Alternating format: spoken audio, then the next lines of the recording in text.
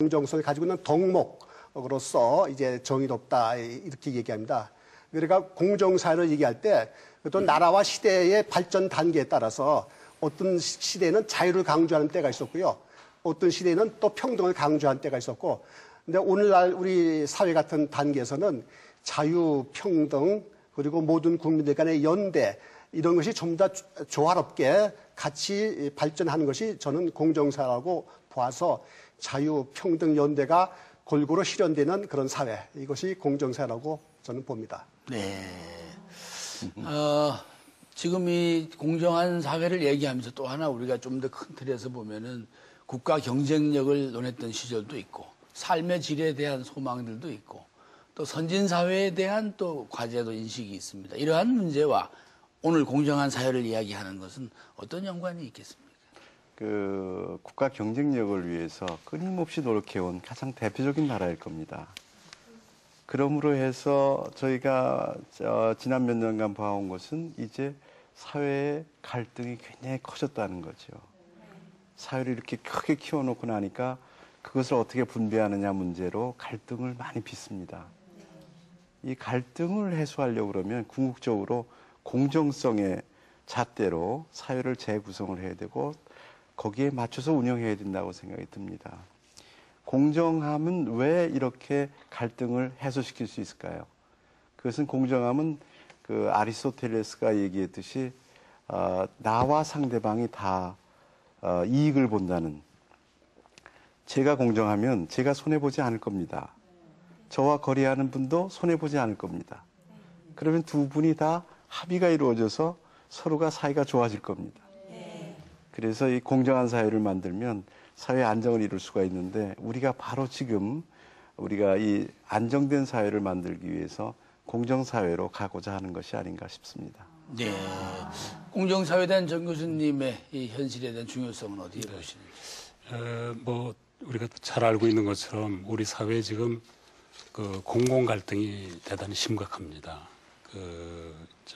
연구원들이 이제 발표한 것도 있습니다만은 우리 GDP의 거의 3분의 1 정도를 갈등 해소 비용에 이제 지불하고 있다. 뭐 이런 보고서도 있습니다만은 우리 사회에 너무 지금 공공 갈등이 만연한데, 그 공공 갈등이 발생하는 바닥에는 그 근저에는 뭐가 있느냐면 바로 서로 불공정하다고 생각하는 것이 있는 것 같습니다.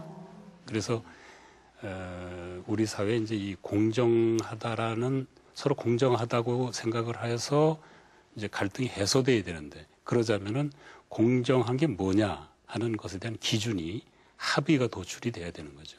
그게 우리 지금 현 시점에서 필요한 것 같습니다. 네. 이 공정성에 대한 법리가 있습니까? 어떻게 보십니까?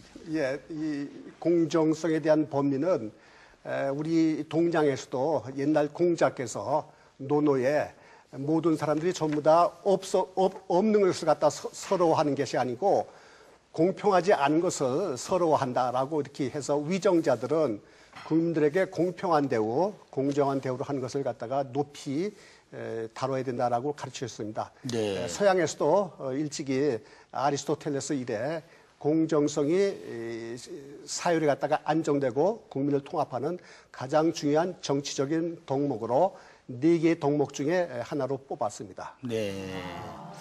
자, 이제 본격적으로 정치, 행정, 또 법의 현장에서 우리가 알고 있거나 또 더 커지고 있는 문제들을 좀 짚어보도록 하겠습니다.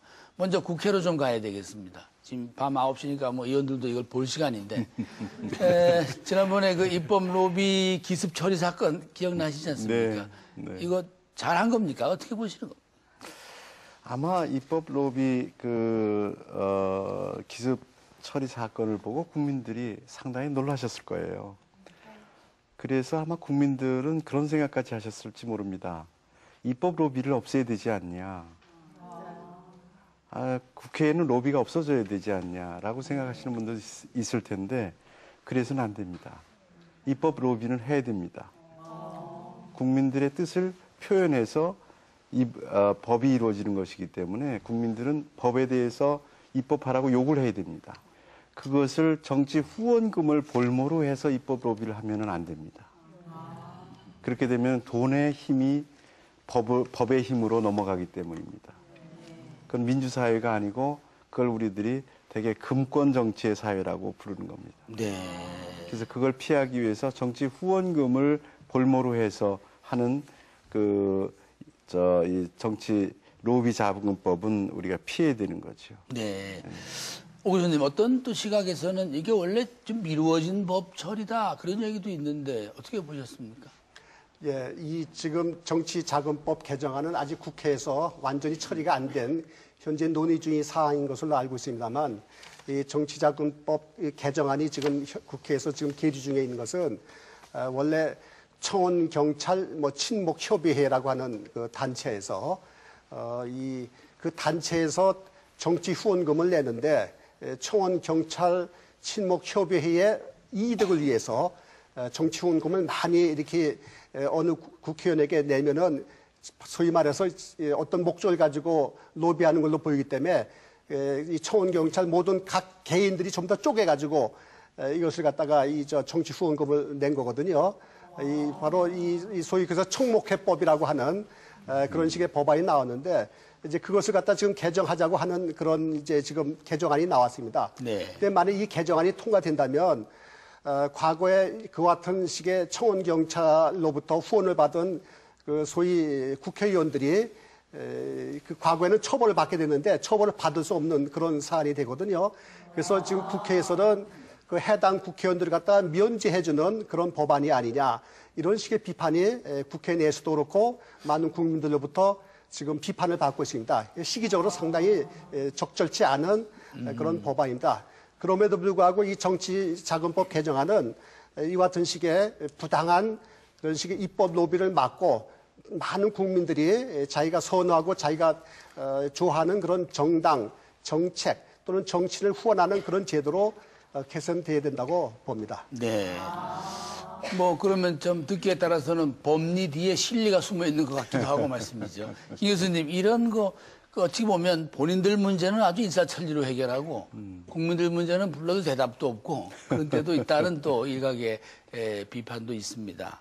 자, 이 국회의 행태라 그럴까요? 국회의 모습, 네, 공정성과의 평가를 한번 해주시죠. 저희들이 민주주의 나라이기 때문에 국회의원에 대해서는 저희들이 많은 투자를 해야 됩니다. 그래야 국민들의 의사를 반영을 하고 국민의 속으로 들어가서 좋은 법을 만들어낼 수 있습니다. 그러나 다만 문제는 저희가 감시를 해야 됩니다. 국회의원들이 자기들을 위해서, 자기들의 당선을 위해서 일을 하게 되면 결국 국가는 결단이 나는 거죠. 그래서 제 생각에는 국회의원들이 국민의 의사를 대변하거나 아니면은 국익을 위해서 고민하게 만들어야 됩니다. 아마 심의하는, 그렇게 고민하는 정치를 할 수 있게 우리들이 국회의원들을 감시도 해야 되고 밀어도 줘야 되고 해야 될 것으로 생각을 합니다. 그런 면에서 소위 그 의회 내의 정치 행위의 공정성과 연관해서 간혹 난투극이라든가 몸싸움 이런 이 정치 현실은 어떻게 보세요? 정말 심각합니다.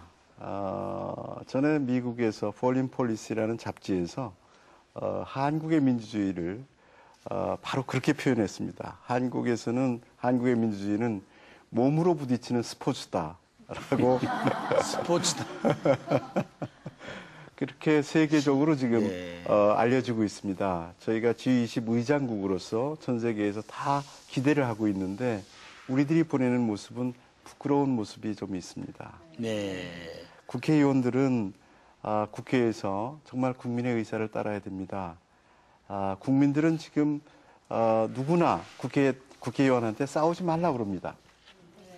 국회의원들도 지역구에 내려가면 맨 먼저 듣는 말이 싸우지 말라는 말이라고 그럽니다.